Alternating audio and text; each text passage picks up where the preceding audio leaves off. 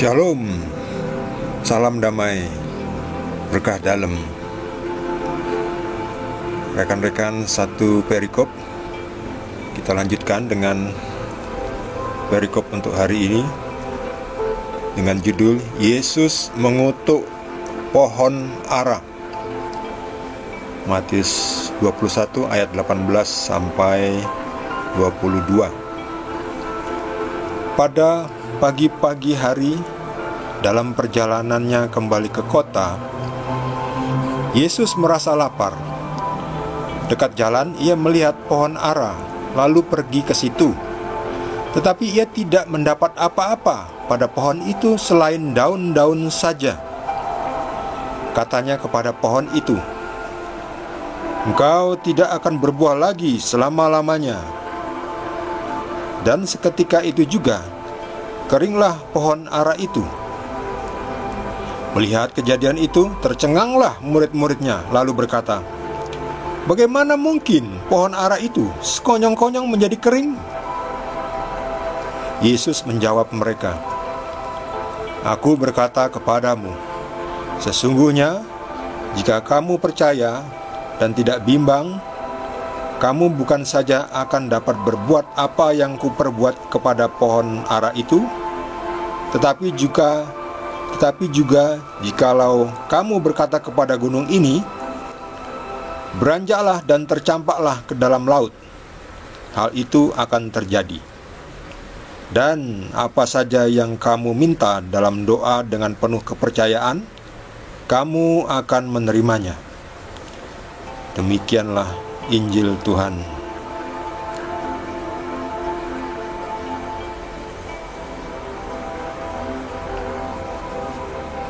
Kita lihat Yesus pagi-pagi berjalan, dan nampaknya Tuhan Yesus sedang lapar, dan beliau ingin sebetulnya mendapatkan buah dari pohon ara.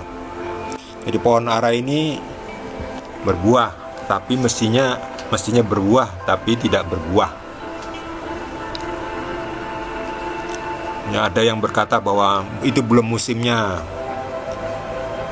Tapi bisa juga ya, pohon kita katakan saja pohon ini memang tidak berbuah yang semestinya. Ini untuk mengibaratkan kita sebagai manusia juga, bahwa kita harus berbuah sebagai manusia. Berbuah apa? Berbuah sesuai dengan roh Tuhan. Ya, roh kebaikan. Jadi kita harus berbuah kedamaian, persahabatan, kesucian.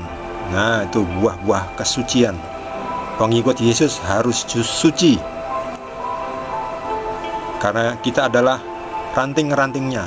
Kita menempel pada pokoknya. Pokoknya adalah Tuhan Yesus. Jadi kita harus berbuah kesucian. Pohon ara ini dikutuk karena tidak berbuah.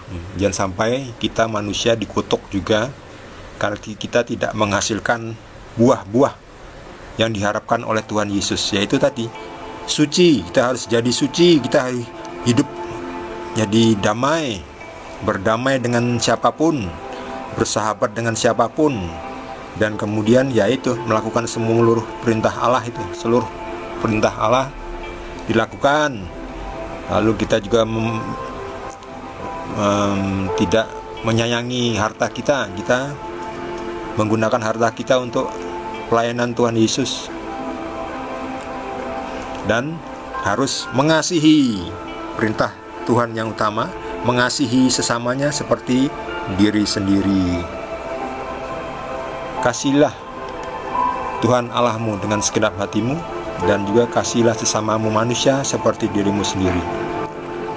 Jika kita melakukan semua itu, berarti kita menghasilkan buah, dan kita akan disukai oleh Tuhan Yesus. Jangan sampai kita menjadi seperti pohon ara ini yang tidak menghasilkan buah. Lalu bagaimana murid itu melihat kok bisa secepat itu layu. Lihat ini di gambar ini, ya, pohon ara. Saya sendiri belum pernah seperti apa pohon ara, ya. Ya, ini pohonnya seperti ini di dalam ilustrasi. Benar atau tidak saya tidak tahu kok. Daunnya kering karena dikatakan oleh Tuhan Yesus, engkau tidak akan berbuah lagi selama-lamanya. Ya, Tuhan Yesus marah dia. Tuhan Yesus bisa marah juga, ya. Bisa kesal juga melihat pohon ciptaannya, manusia ciptaannya tidak menghasilkan buah-buah yang baik sesuai dengan ajaran Tuhan Yesus, sesuai dengan identitas dari Tuhan Yesus. Tuhan Yesus menghasilkan yang baik, mengapa kita tidak menghasilkan yang baik? Bahkan mungkin malah menghasilkan yang jelek, yang jahat. Ya, percabulan, bukan suci malah mesum, cabul. Ya, bukan menghasilkan kedamaian, malah menjadi biang kehancuran. Seperti Presiden Putin saat ini, ya, ketika Rusia menginvasi Ukraina. Sayang sekali, ya, Putin mestinya menghasilkan buah yang baik, ya. Sebagai negara yang besar, Rusia mestinya melindungi negara yang kecil seperti Ukraina, bukan malah menjajahnya. Ya, semoga Putin segera sadar dan berhenti menyerang dan menghancurkan Ukraina, ya. Semoga Tuhan Yesus menegur Putin juga. Yesus mengatakan, jika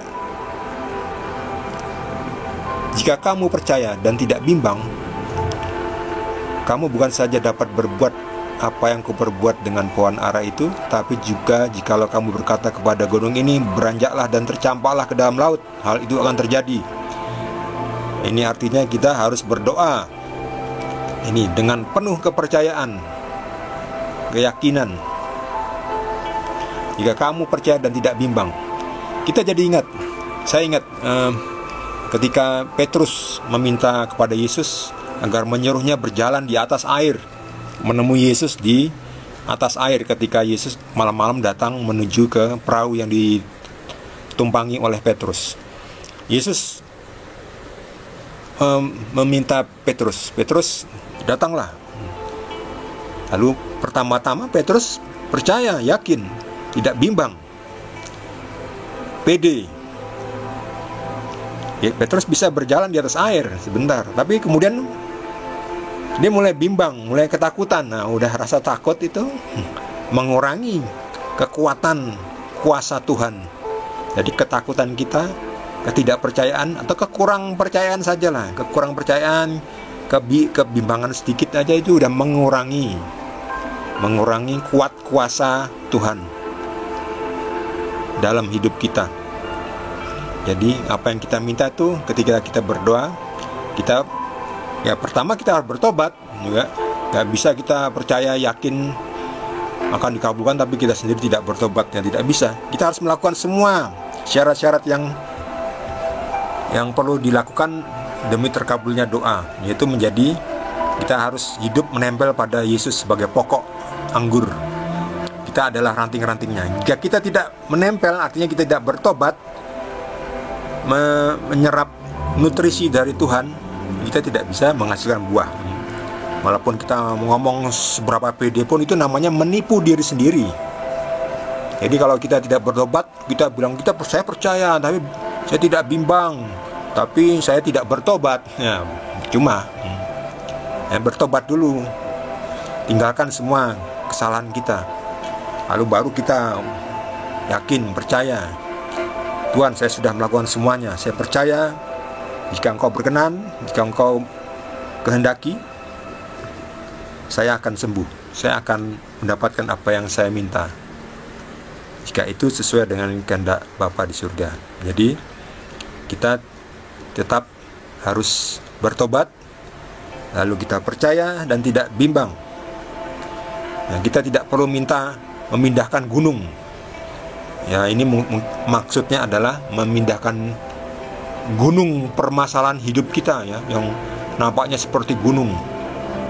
Kadang permasalahan, kesulitan, beban hidup kita, penderitaan kita tuh rasanya tuh seperti gunung yang menghinggapi pundak kita, terasa berat sekali. Waduh. Nah, jika kita percaya dan tidak bimbang, kita bisa katakan, tercampaklah kau kesulitan hidupku ke dalam laut, beranjaklah kau gunung kesulitan hidupku ke dalam laut, dan niscaya segala kesulitan, penderitaan kita akan dapat kita lalui, dan pada akhirnya ya gunung kesulitan kita itu akan berlalu. Itulah memindahkan gunung itu. Ya, kita tidak perlu memindahkan gunung secara harfiah ya. Nanti kalau kita pindahkan gunung secara harfiah nanti merusak Google Map ya. Peta Google berubah. Nanti orang pada bingung. Wah, gunung ini, Gunung Merapi tadinya ada di sini, Gunung Semeru tadinya ada di sini, kok tiba-tiba pindah ke tengah laut? Dikirain Gunung Krakatau. Jadi kita tidak perlu ya yang hal-hal yang duniawi, tidak begitu perlu. Meskipun kita perlukan juga dalam arti yang lain. Tapi dalam konteks ini kita melihatnya sebagai gunung permasalahan hidup kita yang harus kita selesaikan, kita lalui, dan kita bisa menjadi orang yang menang dalam roh. Kita bisa menang melawan roh jahat. Jadi bukan menang-menangan dalam dunia ini, dulu-duluan, nomor satuan, hebat-hebatan, paling-palingan, paling hebat, paling cantik, paling keren, paling kaya, paling yang duniawi, itu yang tidak kita maui. Kita ingin menang dalam peperangan roh, menang melawan rasa ego kita, menang melawan iblis yang mencobai, yang mengganggu pikiran kita. Kita kalahkan pikiran kita yang dihinggapi oleh setan, kita usir setan. Nah, disitulah kita menang. Kita menang dalam roh, kita menang dalam peperangan rohani. Mari kita tetap percaya, kita berdoa, kita bertobat, kita berdoa dengan penuh kepercayaan dan tidak bimbang. Lalu kita serahkan semua hasilnya kepada Tuhan Yesus. Sesuai dengan kehendak Tuhan Yesus terjadilah. Demikian perikop untuk hari ini. Besok kita lanjutkan dengan perikop berikutnya. Bagi saudara yang mendapatkan inspirasi dari Roh Kudus, dapat berbagi dengan kita, dapat ditulis di kolom komentar. Jangan lupa di subscribe bagi yang belum, dan juga di like, boleh juga di share. Terima kasih. Tuhan Yesus berkati kita semua.